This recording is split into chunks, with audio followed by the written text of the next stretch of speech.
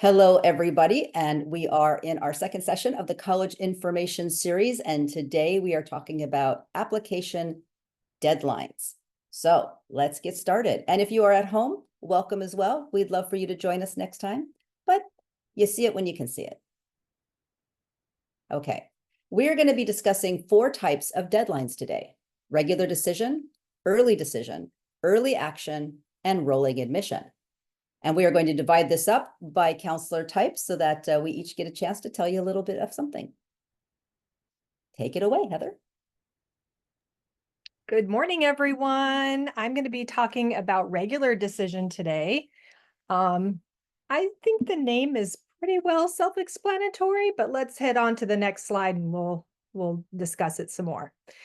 So, application deadlines, regular decision, just means you are applying to that college or university by their deadline. So this year for the California Public Universities, that deadline has been extended to December 2nd. Usually it is the last day of November, but because we have a holiday in there, they have extended it to December 2nd. So the other 4-year colleges typically have their regular decision deadlines at some point in January or February, usually January 1, January 15, February 1. Not too much after that. But it is always wise to check each school's website, or if they're on the Common App, the Common App will show you where to find that, and we will have a slide for that information later on where to see that information. And then the community college colleges typically don't have a deadline to apply. However, I do highly recommend you check their website for their deadlines for the Promise program, because if community college is your route, we definitely want you to get in there and qualify for that free funding for first 2 years. Oh my goodness. So when do I get my results if I apply regular decision? So you should get them no later than April 1st. That is the college's deadline to give you that information. And there's options. You're either accepted, yay, denied, boo-hoo, or you're waitlisted, scratching your head like, what does this mean? So waitlisted is just going to have you literally on a list waiting to see if some of their accepted students do not decide to attend that university, then they'll start pulling applicants from the wait list. So you still may have a chance to get accepted to that university. And now Jen is going to take it away. So good morning, everyone. I'm Jenna Clement, an academic counselor at iLEAD. Just to clarify, all of these deadlines are in the learner's 12th grade year, because I know we've got some 9th graders and younger students in here. So this would be in your 12th grade year. So let's talk a little bit about this special deadline called early decision. So what is early decision? Number one, it is binding. So before you hit submit on that application, you are agreeing to attend this college if you get an acceptance from them. You only want to apply early decision if these 2 things apply to you. Number one, you know you can afford it. And number 2, you are also agreeing to attend if you get an acceptance back. So we want you to kind of think of it like a wedding proposal. Basically, you're proposing marriage. And if the college says yes, you're done looking. That is your school. That's where you're headed. If you can afford it, has a little star there. So obviously, there's a sticker price, right? A college will tell you how much it's going to cost to attend. Then we know there's things like scholarships and grants that might take that price down. So how do you know you can afford it prior to even sending your application in and getting a financial aid package? The best way to do that is to run the net price calculator on the college's website. Every school, regardless if they have early decision or not, has a net price calculator. If you can't find it on their website, the easiest way to do that is just to go into Google and type the name of the school plus net price calculator. It will have you put in some anonymous financial information and will spit back what they think you will get in scholarships and grants if you end up getting accepted. So they ask for some information like your family's financial background, the student's GPA and test scores, and they will give you an estimate, give or take, how much it would cost to attend there. So you can kind of figure out if you can afford it before you even apply. There are many rules with an early decision application deadline. So the first is that it is actually a contract, and there's 3 people that have to sign the contract: the learner, the parent, and the academic counselor. So when you are applying early decision, it is a big deal, and it is a legally binding contract. If you get accepted, if you submit your ED application and you get back with an acceptance, you do have to withdraw any other applications that you have out there, regardless if you've heard back from those applications yet or not. You can only apply to one college early decision. You cannot apply to multiple because you can only sign that contract with one college.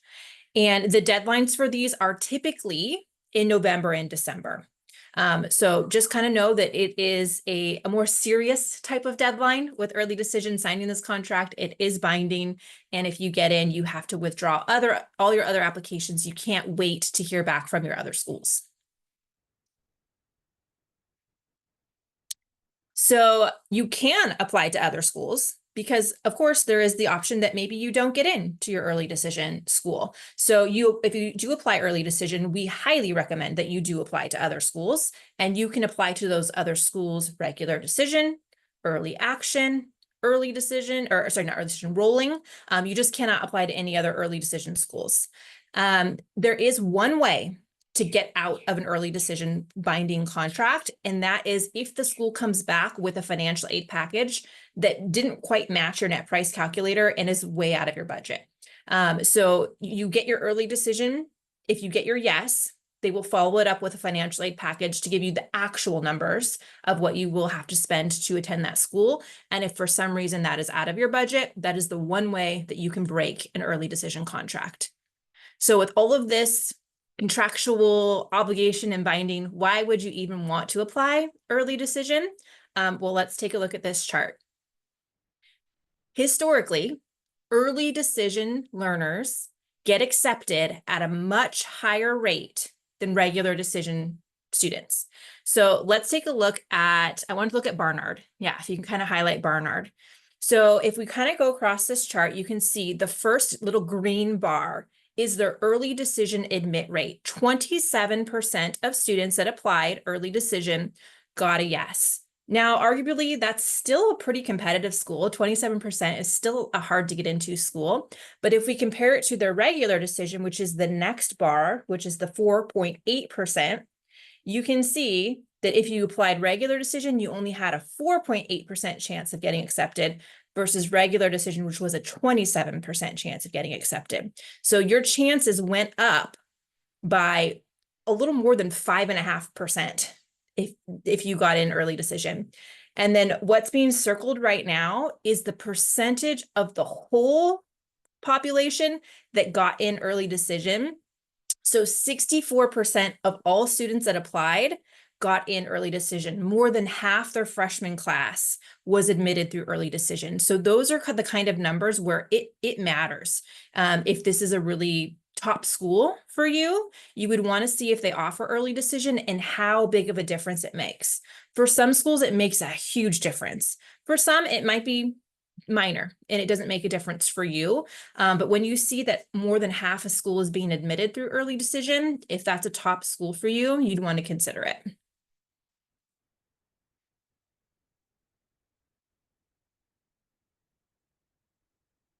And before we move on to early action, I'm going to throw that chart in the chat so that you have it and so that you can kind of explore that on your own.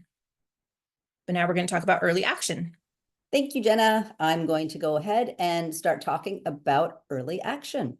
So here we go. I really like early action. Unlike early decision, it's non-binding. So this means you get to apply early and you get your results, both your admission results and your financial aid results early as well. Sometimes early decisions a little bit earlier. You usually get those by December 15th, and early action could be around the same time, maybe January-ish, but you don't have to wait till April. And the nice thing about it is you get everything early, but you still don't have to decide until May 1st. May 1st is the general deadline for all colleges. And although you know early, you don't have to make a decision yourself. So it's non-binding. And I really like it because it removes the stress of waiting. It is really nice to have a college in your back pocket, because sometimes when you have all those deadline or the results coming in spring, that makes for a pretty miserable rest of the year while you're waiting. So having a few early action results, it lets you relax as you continue on with your senior year. And another thing that's really important about early action is once in a while, you will find a college that has either significant scholarships or all of their scholarships only for students that apply early action. And the biggie, the one that's the most important here in California, is the University of Southern California, USC, only offers scholarships to students who apply early action. I think it is December 1st. Jenna, do you happen to know if it's December 1st? It's usually December 1st. Yes. So Jenna is giving me the thumbs up that it is December 1st. So you don't want to wait until that early to that regular decision for USC if you want scholarships. And there are other colleges that I've seen where if you want their big one, their $35,000 scholarship, their $40,000 scholarship, a lot of times they will encourage you to apply early action. Okay, so the results of early action look similar. And this is actually, it's not just early action, it's early. Early decision, early action has 3 results, except that's where they tell you yes. And if you are early decision, done deal. If you are early action, you don't have, it's not binding. So they accept you, early decision, you accept them, early action. You get to wait until May 1st or whenever you want to between the acceptance and then to decide if you're going to attend.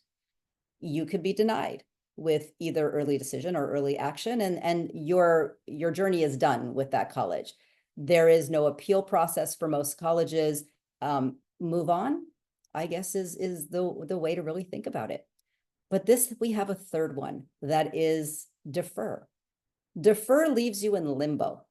There's a number of reasons why you might be deferred as well. So what deferred means is that they did not accept you and they did not deny you. They are moving you to the regular decision round. And that means your application will be reviewed again with everybody else. And so there are colleges that have an honest deferral and a kind of not honest deferral. I'm going to talk about Stanford. We're going to talk about restrictive action in a moment, but if you apply early to Stanford and they defer you, there's still a chance, because typically they deny most people in the early round who apply. But if they defer you, I've still seen people accepted. On the other hand, Harvard, which has an early action, a type of early action, they defer 70%. And remember, this is a ridiculously hard to get into college. Maybe they accept 5 to 7%, and they're deferring 70%. So you don't get excited about that one. You should kind of take that as a soft no and move on.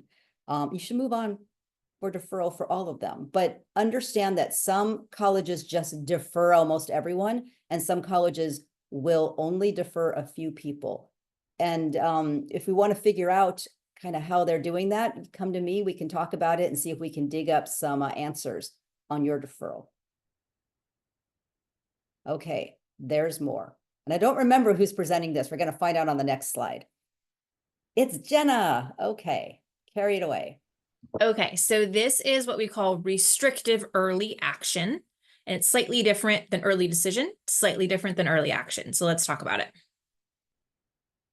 So restrictive early action, first of all, there's only a very few number of colleges that utilize this as a deadline. And along with restrictive early action, there are specific rules that you have to follow in order to do restrictive early action. Within those rules, it will sometime forbid you to apply to any other university using early action or restrictive early action. It will also sometimes forbid you to apply to any college through early decision.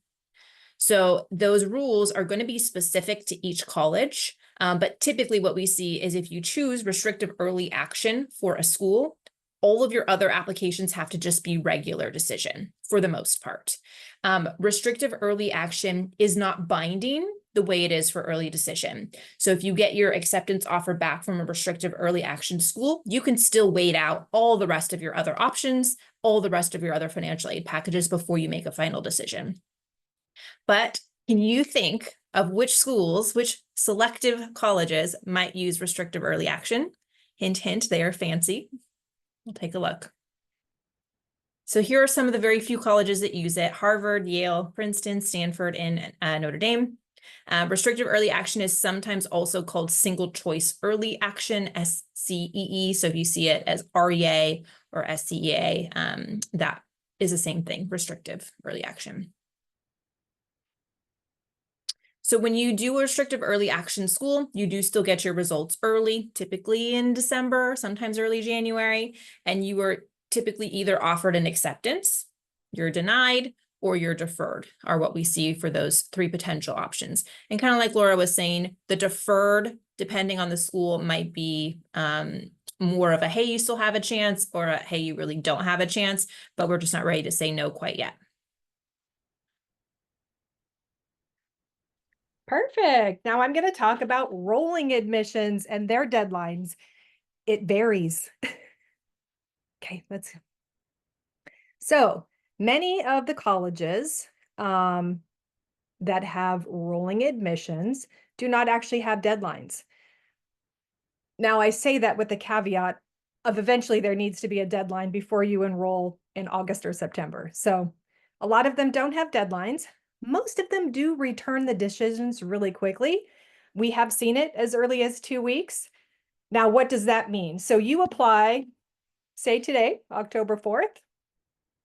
If they have everything they need, maybe it's only going to be 2 weeks and you're going to know that decision. Keep in mind, everything they need is going to be not only your application, your letter of recommendation if it's required, your transcript if it's required, school report, other things too. So I highly recommend, if you are applying, rolling admissions somewhere and you want that decision quickly, talk to your counselor. Make sure that we have uploaded everything we need to do so you can get that decision quickly. Now here's where it is. It may take a little longer for you to receive your financial aid package. So as we will start talking about next session, the FAFSA, the dreaded FAFSA, it's not done yet. So you may not be able to do your FAFSA until December. If you do your application now, you might get your admittance, but you may not know your financial package until sometime later. Some do have a priority deadline, and then some are year-round until they're filled, which is great news. So like I talked about in the regular decision, right? April 1st is the deadline for the colleges to let you know whether you've been admitted, denied, or waitlisted. So this kind of comes in handy if you really don't want to go to the school that you were admitted at. Say you just applied for fun. I've seen that. Don't ask me why. Whatever. Now you have other options. So, definitely reach out to your school counselor or Laura if this is your situation come April 1. And oh, here we go. This is the chart I talked about earlier with my regular decision. So this is a screenshot from the Common App. Once you add all of your schools, you can click on a button and it'll show you this grid where all the colleges you're applying to and the different types of admission they offer. So when you're applying to a school within Common App specifically, you do have to select how you are applying, whether it's ED, which is early decision, ED2, early decision 2, early action 2, regular, or rolling. So you can see here these schools. So like Reed has early decision on here twice. So you really want to apply early decision. You just can't get everything you need completed by November 1. You still have till December 20th to get that information in. You're still going to get your results in. It just won't be before winter break like it would be with the earlier one. So. Hey, Heather, I have a question for you. Yes. What happens if I apply early decision 1, I am not accepted to Reed, and I want to apply to Whitman early decision? Can I do both? Yes. I don't know. I've never had this come up before. Jenna, have you? Yes. So because those schools have an ED1 and an ED2, you actually can. If you submit an ED1 application and get denied, You were then released from that contract and you can now apply to another school, ED2, so long as that deadline hasn't passed. So if you applied to Reed by November 1st and did their early decision 1, and let's say you got a decision back end of December saying, no, you did not get in, then Whitman's ED2 deadline of January 10th, as long as you're still within that window, then you can apply as ED2. Now, let's say you already submitted your Whitman application as regular decision because you didn't expect not getting into Reed. You could actually just contact Whitman, email them and say, hey, can you change my application from regular to early decision 2? And so long as, they can do that, they will do that. And sorry, Heather, I didn't mean to No, put no, you you're on the good. spot. I'd also like to add, when you're applying early decision, as Jenna talked about, it's a contract that you're signing. Well, guess what? Your counselor is also signing that contract. So anytime you're putting early decision into your Common App, we are going to contact you to make sure you know exactly what you're filling out and signing. So I'm not sure what that looks like in Common App if you get denied and we want to do it again. I haven't had that problem, so I don't know how we would sign that a second time. I'm sure there's a way around it. But also keep in mind, winter break, we may not be available. And I will say the reason you haven't experienced it is because when we have students apply early decisions so far, they've all gotten in. Yes. So it's Yeah. been really fun to watch. Yes. And we don't have too many that do that. So, all right, back to Laura. Okay, so just when you thought you were done with all the deadlines, there's more. And so what we have now are these specialty deadlines. And I know from watching the people that were coming in that we have some students applying to music, we have some students applying to art, and there's other deadlines that you need to be really, really aware of. So the first one is honors colleges, especially when you're applying to these large colleges like the Arizonas and the Oregons. A lot of them will have an honors college that has its own deadline. And you need to, if you're interested in the honors college, especially because they have their own dorms and they have some scholarships, you need to be really aware of that particular college's deadline. It's usually earlier than their end of rolling admissions or their regular decision. And a lot of them may require a separate application and a separate essay and separate letters of recommendation. So you need to be really aware that these are possibilities. There's also specialized scholarship applications. And we talked a little bit about early action and USC, but also there are scholarships that that you have to apply for that are not automatic when you apply to the college, and they will have their own deadlines as well. And they tend to be earlier. So if there's a school you're very, very interested in and they have like a presidential scholarship that you would like to compete for that needs its own application, you need to be aware of those deadlines. And you need to actually go into the website, look them up, search for them, and make sure that you have that information. And then there are the creatives. If you are in a major that needs an audition, a portfolio, anything like that, you're probably on a totally different application schedule altogether. Auditions, you're actually traveling to places. You're actually going to Chicago, or you're going to different places to do unified editions, or you're going to the institution. Portfolios, you artists, you are turning in your artwork, and they need more time to look at what you're turning in. So their deadlines are usually earlier than the regular decision deadline. So you need to be really, really aware of that. And I've seen it for everything from the creatives, also architecture, and a few others that surprisingly sneak in. So you really need to make sure that if you have supplemental pieces or anything like that, that you are checking those deadlines. So that is our a quick and a little conversation about the different types of deadlines. It can get really confusing. If you have questions, just contact us, your counselor, me, I'm Laura, the college advisor, and we will help you kind of figure it out. And we can help you run the net price calculator. We can discuss whether it makes sense to do early decision, early action, regular decision. There's a lot of strategy involved, and you're not on your own. We can hold your hand. Last thing also, financial aid. you need to be aware of an individual school's financial aid deadline. The UCs and CSUs and the state of California for the Cal Grant have a typically a March 2nd deadline. With FAFSA blowups, we never know if it's going to be extended, but aim for a March 2nd. However, that's just California publics. Every college will have its own financial aid deadline. And if you miss it, you may miss out on the ability to get financial aid. They tend to be similar to the specific deadline you're applying to. So if you're applying to an early deadline, your financial aid applications will typically be early as well. If you're applying to a regular decision, they'll typically be around the same time as that regular decision deadline. And then the UCs and CSUs have their own statewide deadlines. So be aware of that. Do not wait till the last minute, especially for some of those private colleges. They use something called the CSS profile, and that form takes quite a bit of time. So we're going to actually talk about all that coming up.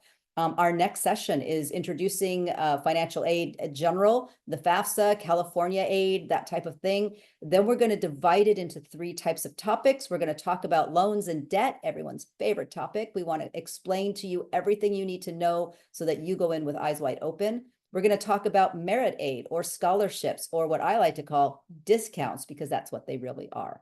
And we're going to talk about the wide world of different ways of getting money that you don't have to pay back. December 6th, our final one, we're going to be talking about aid based on income and financial need. And if you are sitting here thinking, well, I make X amount of money, I'm sure I can't qualify, you may be surprised. Come on in, learn about it, and we can help you figure out if you might qualify for need-based aid or if you need to chase merit. We have some fun charts and all kinds of things. So those sessions are coming up. Don't miss them. And you know what, Heather, you want to address this slide. This is your pet peeve. Oh, yes. So let's just do this one again. Letter of recommendation request. So we are October 4th. Some of you probably have looming deadlines. Maybe November 1st is your deadline. Please do not wait to contact your counselor for that letter of recommendation. We love as much time as you can give us because we want to make that letter so much about you and how you stand out among every other applicant that that school has seen. So you need to give Mrs. Maddox, Mrs. Clement, and I enough time to write really thoughtful letters on your behalf. Please don't wait. And Jenna, we need to get you in that picture too. Yeah. For next year when you have seniors as well. Bethany Maddox looks really mad in that. Yeah, picture. she does. She does. She's flipping the table. So yeah, she's the one flipping the table, and you're just, you know, waving your arms around. Okay, so yeah, as Mrs. Specarota, as Heather has said, schedule your appointment with your counselor for those letters. There is a survey in SCORE, and you know what, Jenna, I'm so sorry we left you off the letter list. Well, I don't have seniors this year, so that's why.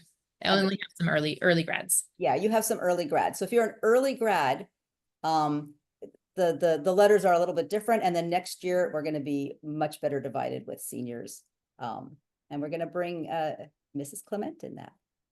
So we are going to stop the recording so that we can do our Q&A. If you are at home, this is the fun part. We wish you were here, but hey, at least you get to watch and learn all about it. So thank you at home, and everybody else, hang on a second, and we are going to stop the recording.